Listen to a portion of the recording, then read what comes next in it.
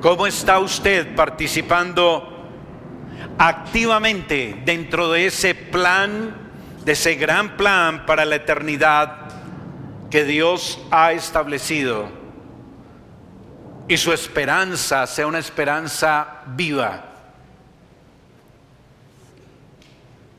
Ese pasaje también nos recuerda que la fidelidad en medio del sufrimiento tiene una promesa. Hoy, déjeme remarcarle, hoy Dios le llama a participar de su gran plan para la eternidad. No como un espectador, no, sino como un protagonista comprometido que será recompensado por pura gracia, más allá de lo que usted pueda creer e imaginar. Este gran plan para la eternidad, dijimos a la luz de todo el capítulo 7, nos anima porque nos deja ver que los creyentes participaremos de 4 cosas, ¿lo recuerda? Seremos participantes de una gran multitud, en primer lugar. En segundo lugar, seremos participantes de una gran salvación. En tercer lugar, somos participantes de una gran tribulación. Y por último, somos participantes de una gran recompensa. Hoy nos corresponde abordar el tercer aspecto. Somos participantes de una gran tribulación. Después de haber visto entonces los 2 primeros aspectos, que en Cristo participamos de esa gran multitud de redimidos, que en Cristo participamos de una gran salvación que escapa a lo que nuestra mente puede concebir, ahora vamos a ver que somos participantes de una gran tribulación. Para entrar en materia, quienes han podido seguir la decodificación de este capítulo 7 y han logrado contemplar conmigo cómo se va develando poco a poco su impactante e inspirador significado, ahora usted y yo podemos dimensionar mejor el gran beneficio que reciben nuestras almas si contamos con la bienaventuranza de estar incluidos en este gran plan para la eternidad que Dios ha establecido.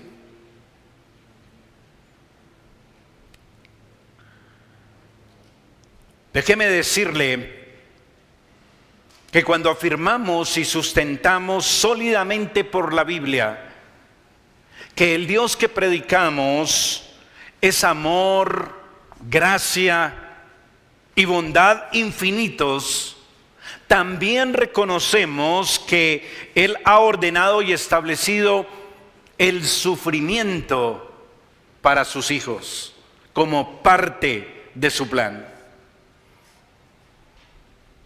Y eso puede espantarle a usted un poco. Puede llenar de terror a muchos porque nuestra meditación en esta mañana pareciera contener una nota lúgubre y sombría. Sin embargo, es más bien lo contrario. Y espero que usted como creyente también lo esté meditando desde esta perspectiva.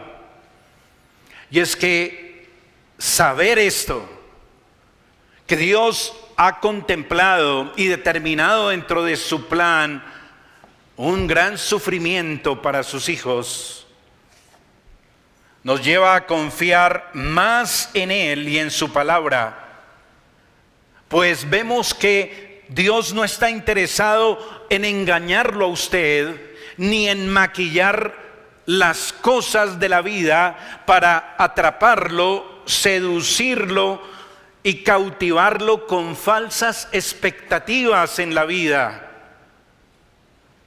a la manera de los falsos profetas del Antiguo Testamento que le anunciaban bienes al pueblo de Israel, cuando Dios les mostraba que por el contrario, Dios había ordenado grandes y terribles males sobre ellos. Pero estos necios profetas anunciaban cosas buenas. De igual manera, hermano y amigo, los falsos maestros y predicadores de moda, que hoy arrastran tras sí grandes multitudes, les prometen a los creyentes incautos y codiciosos prosperidad, sanidad, bienestar, que nunca vendrán mientras moremos en este mundo caído, porque Dios lo ha decretado así, porque Dios no ha establecido ese tipo de prosperidad que anuncian tales maestros falsos. Muy claramente, más bien el Señor por su palabra, como lo hemos estudiado en esta carta, hermano, amigo, Él le está diciendo a usted francamente que ya ha enviado 4 jinetes a recorrer el mundo para dejar tras sí opresión, guerra, hambre y muerte. El gran plan de salvación en Cristo, por pura gracia, mediante la fe que Dios nos otorga también como regalo, está diseñado para asegurarnos un presente de muchas victorias. Sí, hermano, muchas victorias, pero ganadas con sangre, sudor y lágrimas.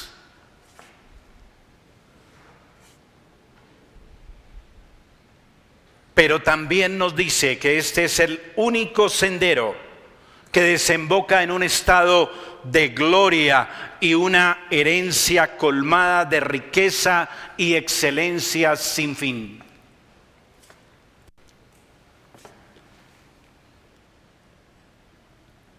Présteme atención, por favor, querido hermano y amigo. Esta mañana debo insistir en que así como la batalla precede a la victoria y el sufrimiento a la corona, es necesario que el pueblo de Dios pase por muchas tribulaciones antes de entrar en la gloria. Mire conmigo el versículo 13 y 14 de Apocalipsis 7 que leímos públicamente.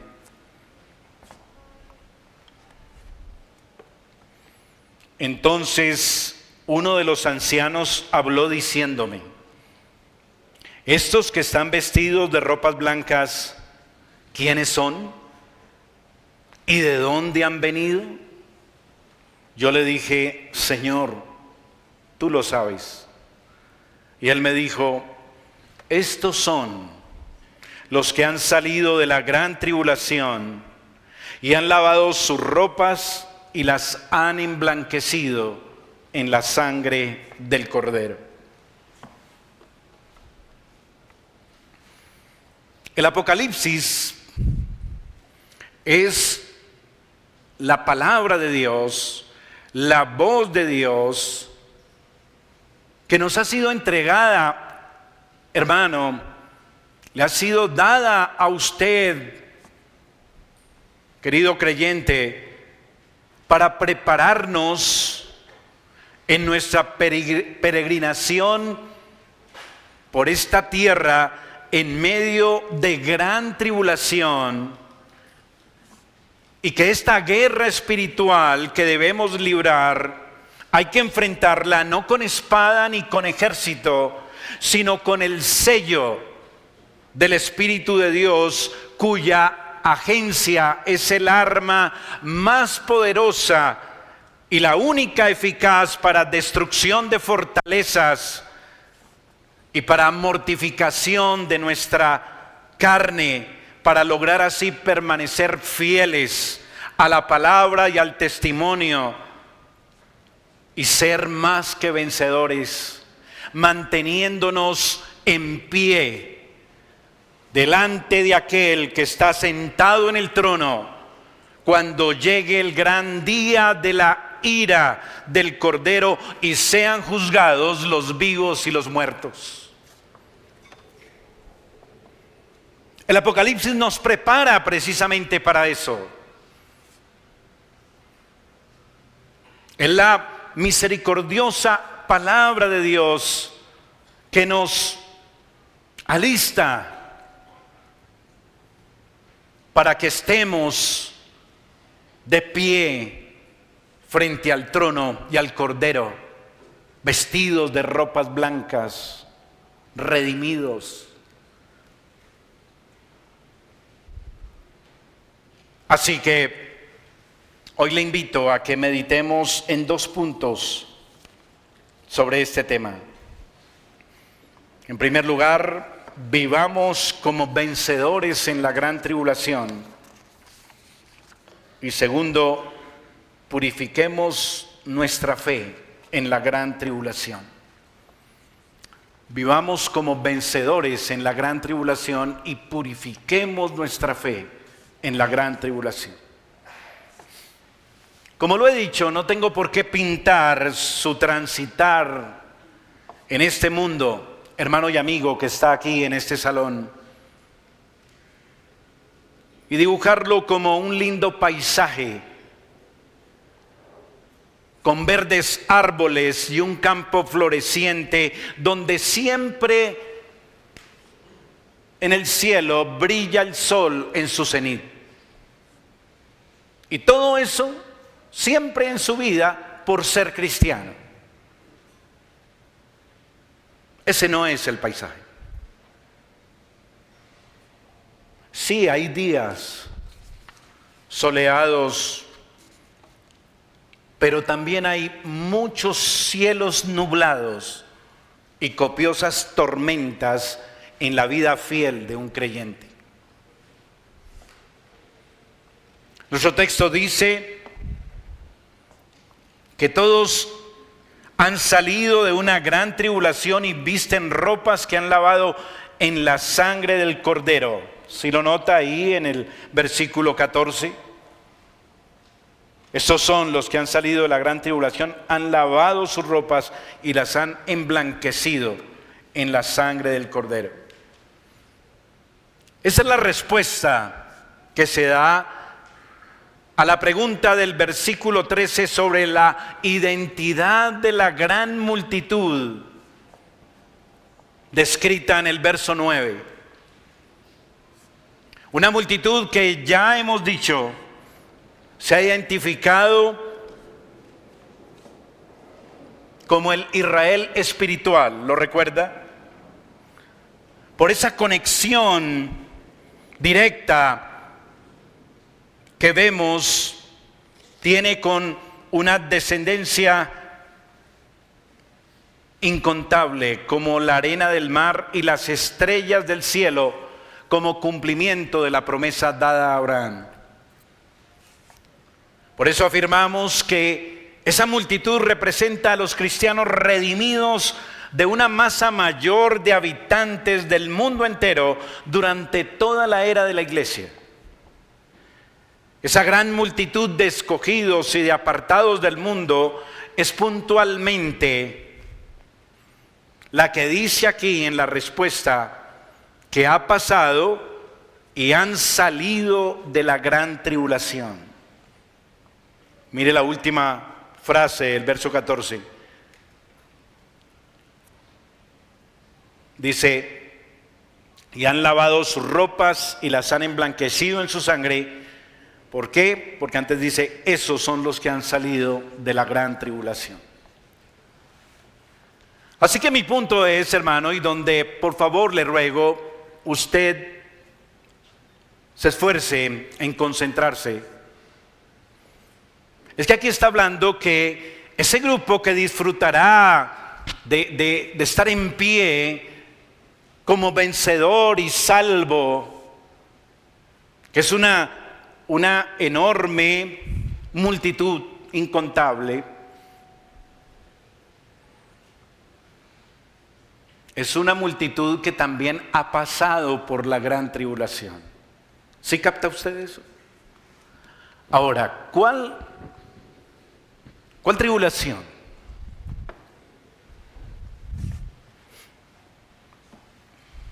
La gran tribulación se ha enseñado muchas veces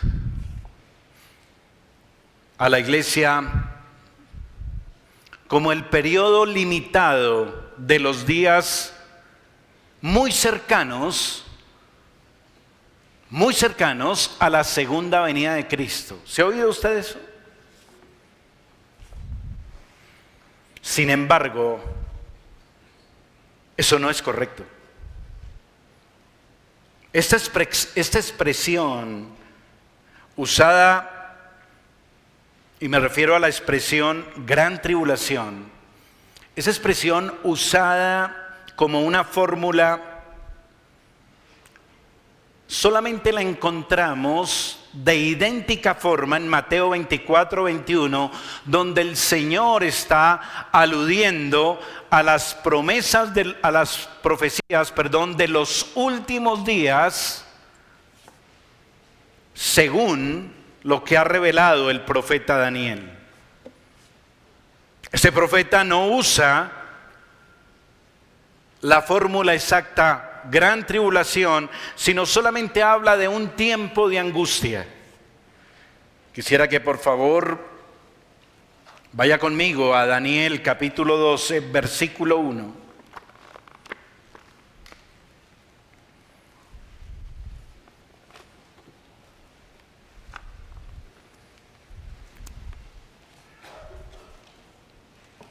En la segunda parte del verso 1 dice: y será tiempo de angustia, cual nunca fue desde que hubo gente hasta entonces. Pero en aquel tiempo será libertado tu pueblo, todos los que se hallen escritos en el libro.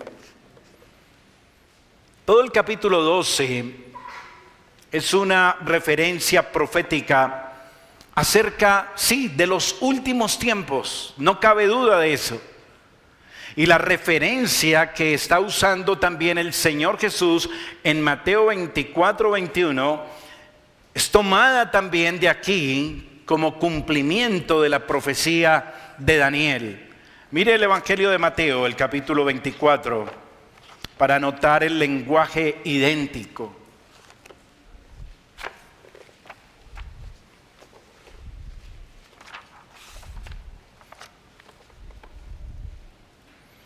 Porque habrá entonces gran tribulación, cual no la ha habido desde el principio del mundo hasta ahora, ni la habrá. ¿Y en qué contexto está hablando el Señor Jesús? En el contexto de la profecía de Daniel. ¿Cómo sabemos? Bueno, porque Él viene diciéndolo, verso 15. Por tanto, cuando veáis en el lugar santo la abominación desoladora de que habló el profeta Daniel. ¿Sí lo nota? Pero ¿cuál es el punto? Que esta profecía en efecto sí habla de los últimos días y de una gran tribulación en el tiempo del fin. Pero, ¿cuál es el tiempo del fin?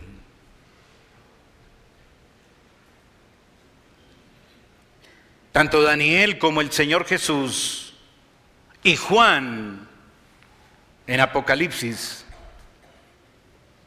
están usando este lenguaje en un mismo sentido. Y esto es muy importante, muy significativo. Y es que el sentido como lo están usando el Señor Jesús y Juan es que esos días del fin y de gran tribulación son días que empezaron ya a desarrollarse desde el día de la primera venida del Señor Jesucristo y su ascensión en gloria en el cielo. ¿Cómo sabemos esto? Bueno, porque Juan, en el contexto de Apocalipsis, y recuerde que las normas de interpretación bíblica nos dicen que debemos mirar el contexto inmediato para comprender mejor el significado de un pasaje. Y Juan siempre da por cumplida la profecía de Daniel acerca de la gran tribulación en los últimos tiempos en su época, es decir, en el primer siglo. Mire el versículo 9 del capítulo 1 de Apocalipsis. Verso 9 dice: yo, Juan, vuestro hermano, note, y copartícipe vuestro, ¿en qué? En la tribulación, en el reino y en la paciencia de Jesucristo, estaba en la isla llamada Patmos por causa de la palabra de Dios y el testimonio de Jesucristo. Juan está afirmando de manera incontrovertible que él está pasando por una gran tribulación por causa de su fidelidad a la palabra y al testimonio de Jesucristo. ¿Estamos de acuerdo? Cuando el Señor envía a través de Juan el mensaje a las iglesias, captamos este mismo sentido. Capítulo 2 de Apocalipsis, versículo 10, en el mensaje a Esmirna, el Señor le dice a la iglesia del primer siglo: no temas en nada lo que vas a padecer. Padecimiento. He aquí el diablo echará a algunos de vosotros en la cárcel para que seáis probados y tendréis ¿qué? Tribulación. ¿Cuándo? En el siglo 35, como dicen algunos, cuando venga el Señor Jesucristo por allá, que no sabemos el día y la hora. No, en este tiempo en que vivía la iglesia de Esmirna, allá en Turquía, en Asia Menor, iba a llegar tribulación sobre la iglesia. Versículo 13: yo conozco tus obras y dónde moras, donde está el trono de Satanás, pero retienes mi nombre y no has negado mi fe, ni aun en los días en que Antipas, mi testigo fiel, fue muerto entre vosotros. Ya los cristianos estaban muriendo y sufriendo las consecuencias de la gran tribulación por ser fieles a la palabra y al testimonio de Jesucristo. Versículo 22 de este mismo capítulo 2 de Apocalipsis: he aquí yo la arrojo en cama y en gran tribulación a los que con ella adulteran. En gran tribulación. ¿A quiénes? A los cristianos de por allá del siglo que no sabemos el día y la hora en que vendrá el Señor Jesucristo. No, este tiempo comprobamos que todo esto Juan lo asume como una realidad presente para su tiempo, un cumplimiento efectivo en su tiempo de la profecía de Daniel y de lo que habla el Señor Jesucristo, lo cual armoniza con su enseñanza epistolar cuando el mismo Juan dice: hijitos, ya es el último tiempo. Ahora han surgido muchos anticristos y por eso sabemos que es el último tiempo.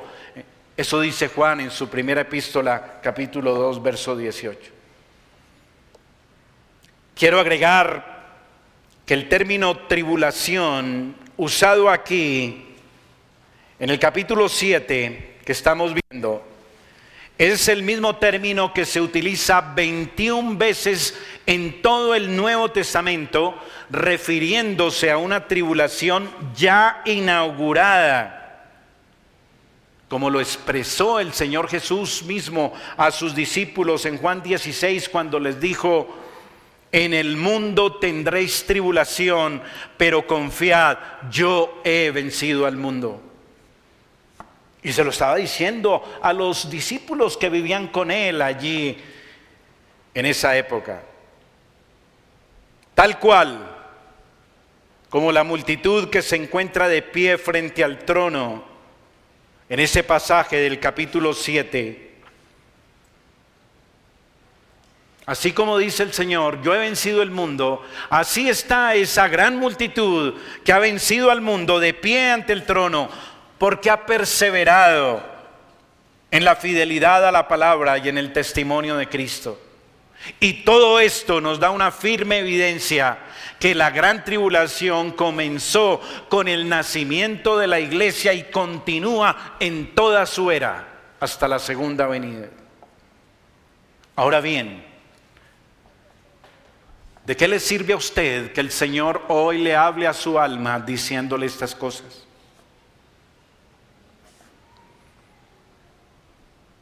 Esta información tiene varias aplicaciones para su vida hoy.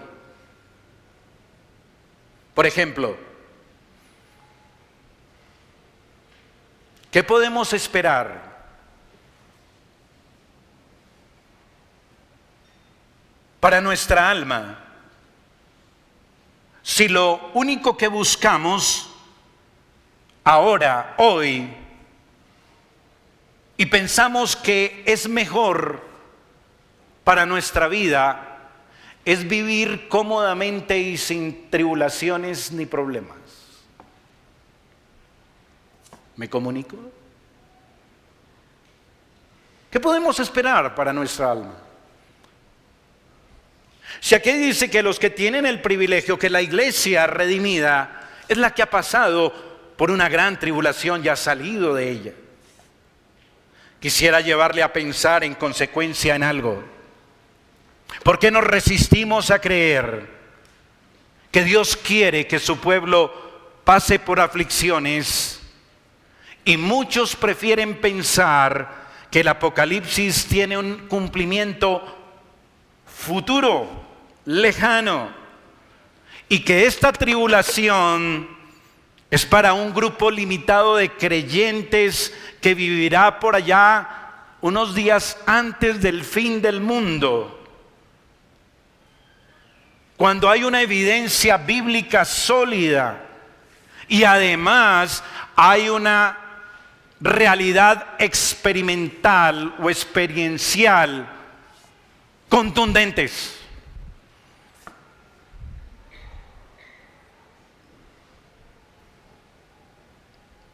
Bíblicamente, hemos visto con claridad que la iglesia, en el plan de Dios, pasa por una gran tribulación. Toda la iglesia, no solo un grupo limitado de creyentes al fin del mundo, al fin de los tiempos. El texto nos dice claramente que el grupo que ha salido de la gran tribulación, déjeme decirlo otra vez, es toda la multitud incontable de creyentes que conforma la totalidad de la iglesia de todo tiempo y lugar. Eso es lo que dice el capítulo 7 en todo su contexto. Lo vimos en el verso 9 y ahora aquí se nos repite nuevamente en este versículo 14. ¿Por qué negarnos a esta realidad?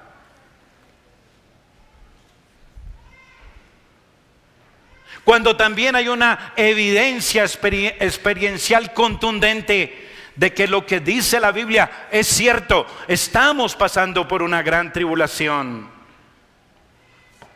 ¿O le parece que es un juego, que es liviano el abuso y opresión rampante de las clases poderosas en todo el mundo? ¿O le parece poco la guerra que se vive en diferentes grados y niveles en muchas latitudes del globo terráqueo? ¿O le parece mentira y poca el hambre y la muerte que todo esto produce y que constantemente los noticieros nos están informando? ¿O le parece poco tanta perversión y maldad que se practica por este tiempo en el mundo que ya parece paisaje? Negar que vivimos en días de gran tribulación es como querer tapar el sol con un dedo y sepultar nuestra cabeza en la arena e ignorar todo lo que está pasando a nuestro alrededor. ¿No le parece? Pero le voy a decir por qué usted mentalmente se niega a creer eso. Nos negamos a creerlo, porque esa es nuestra mayor inclinación de nuestro corazón engañoso, avivada por Satanás, para que minimicemos el peligro que corren nuestras almas y rebajar el llamado que Dios misericordiosamente nos hace en este tiempo para bien de nuestras almas. Cierto que es mejor pensar que todo esto es por allá para unos pocos creyentes de un día que ni sabemos. Ese es nuestro corazón engañoso. Para que sigamos distrayéndonos y entreteniéndonos con el mundo y con el pecado. Porque todo lo que dice aquí, eso no es para nosotros.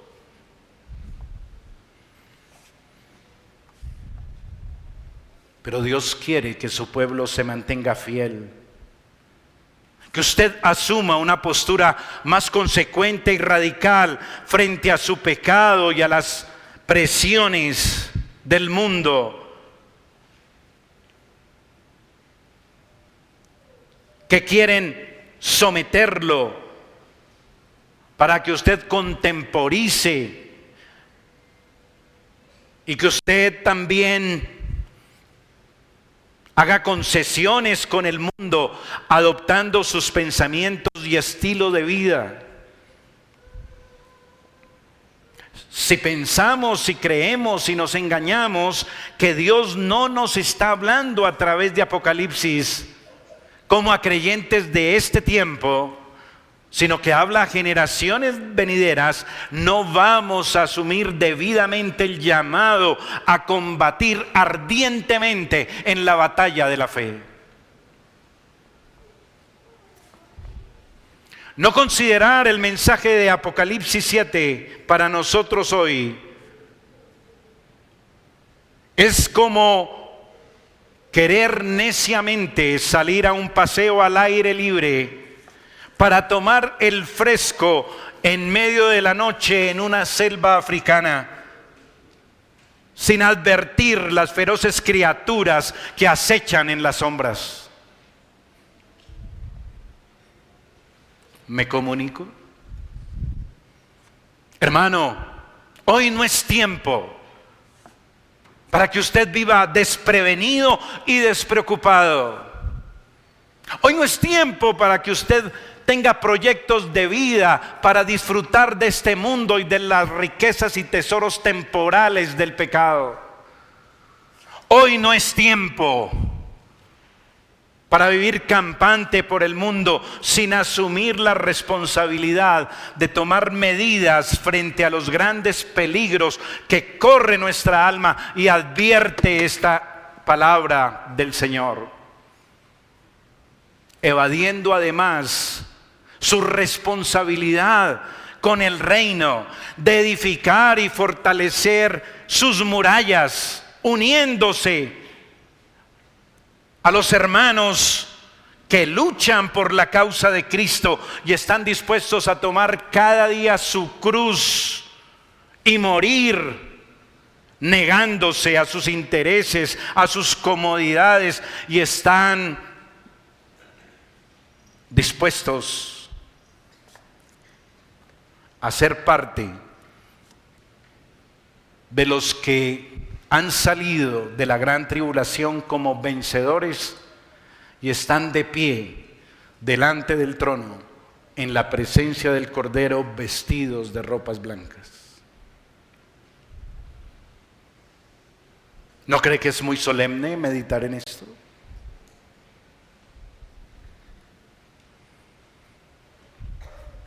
Y además, consideremos también esta mañana los beneficios de apersonarnos como creyentes fieles de nuestra participación en este gran plan de Dios para la eternidad. Preguntémonos, ¿queremos y esperamos participar de las promesas que el Señor nos da en su palabra? Se lo repito. ¿Queremos y esperamos participar de las promesas que el Señor nos da en su palabra? Entonces, hagamos como este grupo, porque este es el único grupo que va a estar disfrutando de las promesas. Y entonces lavemos nuestras ropas en la sangre del Cordero. Y eso nos lleva al segundo y último tema a meditar esta mañana. Purifiquemos nuestra fe en la gran tribulación. Purifiquemos nuestra fe en la gran tribulación.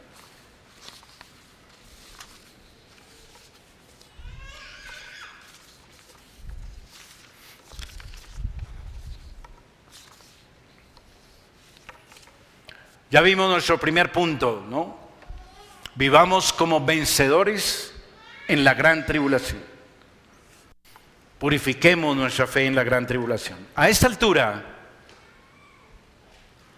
es conveniente meditar en lo que es el objeto de su esperanza como creyente. Hermano, hermana, pregúntese a sí mismo, ¿cuál es el objeto de su esperanza como creyente? Le voy a ayudar. Pedro dice en su primera carta que el creyente que ha sido renacido lo es para una esperanza viva por la resurrección de Jesucristo de los muertos, para una herencia incorruptible, incontaminada e inmarcesible, reservada en los cielos para vosotros, que sois guardados por el poder de Dios mediante la fe, para alcanzar la salvación que está preparada para ser manifiesta en el tiempo postrero. ¿Cuál es entonces el objeto de nuestra esperanza? La promesa de una herencia incorruptible, incontaminada e inmarcesible. ¿Me comunico y estamos de acuerdo? Según esta afirmación inspirada, estamos hablando que el objeto de nuestra esperanza es una herencia celestial que se nos ha prometido.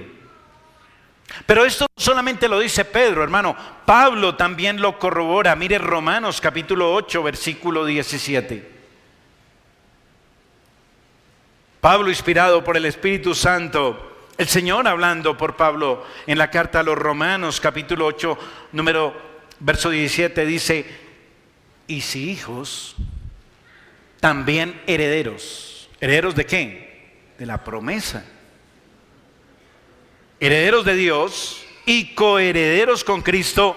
Ojo, si es que padecemos juntamente con Él, para que juntamente con Él seamos glorificados. ¿Qué tiene que ver todo esto con nuestro texto? Creo que usted ya lo captó. Aquí debe usted considerar, mi hermano querido, que si queremos y esperamos participar del plan de redención y sus promesas, también debemos esperar participar en la gran tribulación.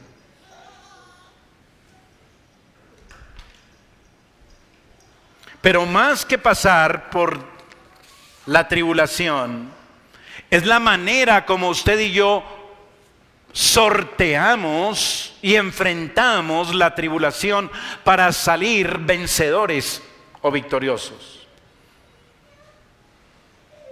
Permítame decir aquí en primera instancia, hermano, remarcarle debemos estar involucrados en la tribulación. Debemos estar involucrados en la tribulación. Pero ¿qué está diciendo este pastor esta mañana? Bueno, lo que Pablo dice y acabamos de leer es un axioma sine qua non, es decir, sin el cual no. Mire el texto. Hay una característica esencial e ineludible, y es que sin participar de la tribulación, no participamos ¿de qué? De la herencia. ¿Está o no está claro ahí?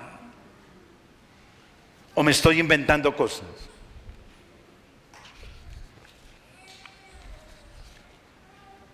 Y si hijos, también herederos, herederos de Dios y coherederos con Cristo. Si es que padecemos juntamente con Él. Sin participar de la tribulación, ¿qué pasa? No participamos de la herencia. Entonces, pastor, ahora sí me complicó la vida. Nos toca salir al mundo a buscar problemas. No, no se trata de eso. Tampoco, hermanos, se confunda. Padecer tribulación no tiene nada que ver con los problemas y dificultades que nos acarrea nuestra condición pecaminosa, como las malas decisiones. Eso trae consecuencias, ¿no? Pero eso no son la gran tribulación. Es como decir que tener que levantarnos todos los días a las 4:30 de la mañana o 3 a trabajar. Estoy pasando por una gran tribulación, porque es que yo quiero dormir 2 horitas más. No, eso tampoco es. Eso no cuenta aquí como tribulación. Note que el texto es específico. Me refiero al de Apocalipsis 7. Acerca de la tribulación que Dios ha traído sobre el mundo entero mediante los jinetes del Apocalipsis. Ese es el contexto del capítulo.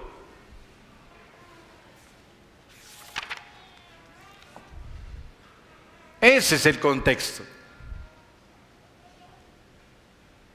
Todavía estamos en el 6º sello, que inicia ¿dónde? En el capítulo 6. ¿Y cómo inicia el capítulo 6? Hablándonos que Dios envió a los jinetes a recorrer el mundo entero. Así que Dios ha traído sobre el mundo entero mediante los jinetes grandes pruebas. Todo lo que sea efecto de eso es la gran tribulación. Todo el mal y caos que produce el pecado, que Satanás bien sabe avivar y excitar, que causa daño al mundo y al creyente que habita en medio de él. Y ojo, hermano, amigo, todo eso se cristaliza o se concreta en ese ambiente que se ha creado, en este ambiente y sistema mundano que impera y presiona para que usted como creyente termine sometido y tentado a transigir en la fe, rebajar las demandas del Evangelio y resulte involucrado y practicando y pensando igual que el mundo en ciertas y muchas cosas. Tristemente, escuchamos palabras en boca de los creyentes que asustan.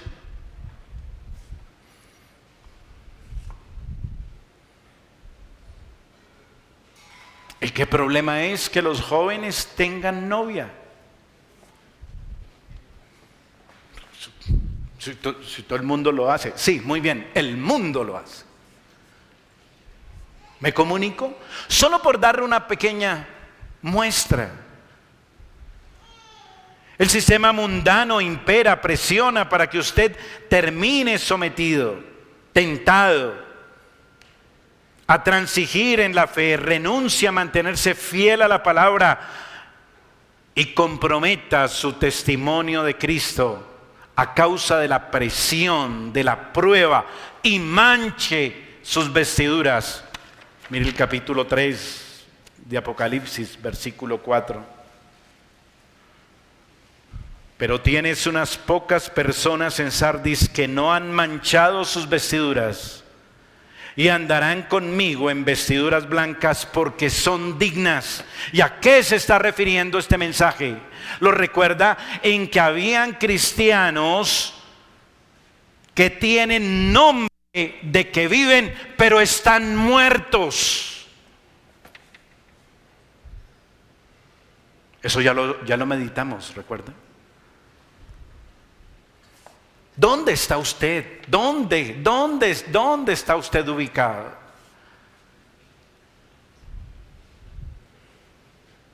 Estas vestiduras lavadas en la sangre del Cordero, que exhiben todos los salvos en el capítulo 7 ante el trono, simbolizan la manera como los creyentes han permanecido fieles a la palabra y al testimonio, sin transigir ni rebajar las demandas del Evangelio.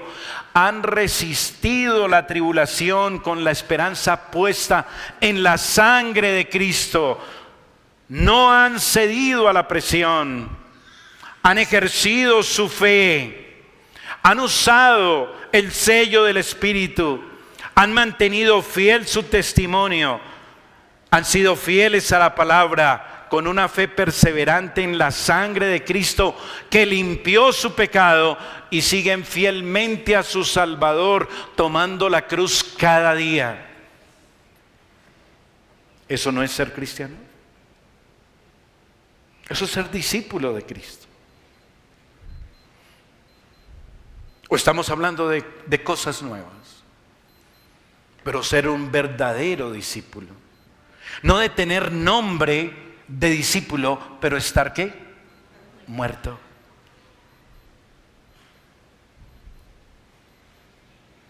Son los que cada día se esfuerzan sostenidamente, confiando que podrán lograr andar fieles gracias al sello protector y preservador que Dios les ha dado, que es su Espíritu, con el que han sido sellados. Por eso también la tribulación y su decisión de mantenerse fieles va refinando y purificando progresivamente su fe. Terminemos con 3 textos bíblicos. Vaya a Hebreos capítulo 5, versículo 8, por favor.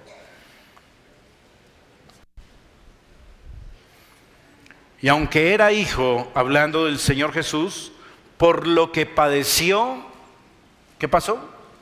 Aprendió obediencia. Y estamos hablando nada más ni nada menos que ¿de quién? Del Hijo de Dios. Romanos capítulo 5, versículo 3 y 4. Nos gloriamos en las tribulaciones, sabiendo que la tribulación produce paciencia, y la paciencia prueba, y la prueba esperanza. Primera de Pedro capítulo 1, versículo 6. En el cual vosotros os alegráis, aunque ahora por un poco de tiempo, si es necesario, tengáis que ser afligidos en diversas pruebas, para que sometida a prueba vuestra fe, mucho más preciosa que el oro, el cual aunque perecedero se prueba con fuego, se halla en alabanza, gloria y honra cuando sea manifestado Jesucristo, a quien amáis sin haberle visto, en quien creyendo, aunque ahora no lo veáis, os alegráis con gozo inefable y glorioso, obteniendo el fin de vuestra fe, que es la salvación de vuestras almas.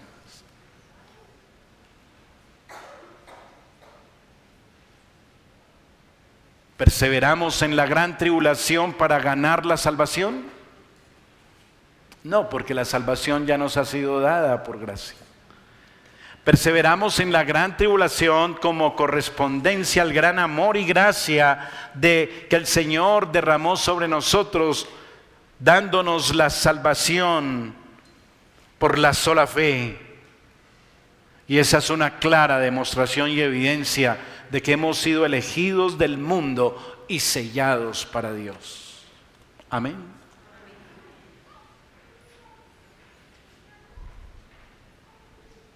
En conclusión, es tiempo que usted se pregunte, hermano, ¿qué tanto se identifica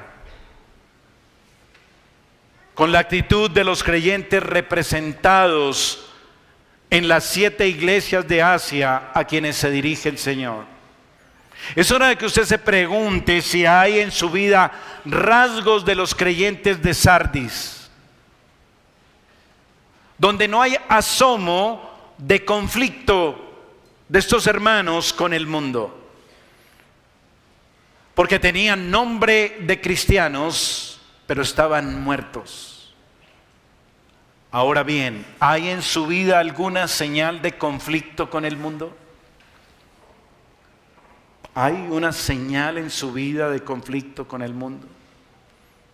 ¿Hay alguna marca en su vida que evidencia que ha pasado por tribulaciones por no transigir con el pecado y el mundo? ¿Por ser fiel a la palabra y al testimonio de Cristo? ¿Está hoy sufriendo padecimientos precisamente por esta razón de mantenerse firme en la fe? ¿Hay alguna evidencia de eso? ¿Está participando en los padecimientos de Cristo por su iglesia, como dice Pablo? ¿Puede mostrar usted las heridas en sus manos y en sus pies por cargar cada día la cruz y morir a sus intereses para consagrarse y unirse a los otros creyentes para edificar el cuerpo de Cristo? Es hora de meditar seriamente en eso. Solemnemente, ¿no le parece? No lo neguemos. Vivimos muy relajados en este mundo, de vacaciones casi. Y eso no se parece mucho a lo que usted lee en el Evangelio. El mundo realmente nos ha logrado lavar el cerebro mucho, ¿no le parece? Es hora de despertar. Gozaos, dice Pedro, por cuanto sois participantes de los padecimientos de Cristo, para que también en la revelación de su gloria os gocéis con gran alegría. Y Pablo remata, porque esta leve tribulación momentánea produce en vosotros un cada vez más excelente y eterno peso de gloria. Pero llega esto automáticamente, pasándola relajados por este mundo, evadiendo siempre sufrimientos, evadiendo incomodidades por la causa del Evangelio, por la causa de la iglesia. Creo que todos tenemos en qué pensar y arrepentirnos. Y usted, amigo, que aún no es creyente, solamente estos son los que aparecen de pie frente al trono, vestidos de ropas blancas, porque han lavado sus vestidos en la sangre del Cordero. Los que no han hecho esto, querido amigo, joven, señor, señora que me visita, estarán en el lago de fuego y azufre, y su alma en tinieblas y arruinada por los siglos de los siglos. Arrepiéntase, abrace a Cristo, ruegue por su alma. Oremos. Padre y Señor bueno, te damos gracias nuevamente por este libro maravilloso. Padre, que esta palabra y esta carta penetre profundamente en nuestras almas. Padre, no dejes que se escape y que entre por un oído y salga por el otro. Ayúdanos a atesorar estas verdades. Que tu Espíritu las afinque en nuestra alma hasta que den fruto al 10, al 30 y al 100%. Te rogamos, Señor, ayuda. No nos dejes en nuestra propia debilidad, Señor. Te lo rogamos. Como iglesia, como individuos, queremos participar. Queremos hacer parte de este gran plan, participar de esa gran multitud, participar, Señor, de esa gran salvación. Y ahora queremos también participar de los padecimientos de tu Hijo Jesucristo. Ayúdanos, Señor. Te lo rogamos en Cristo. Amén y amén.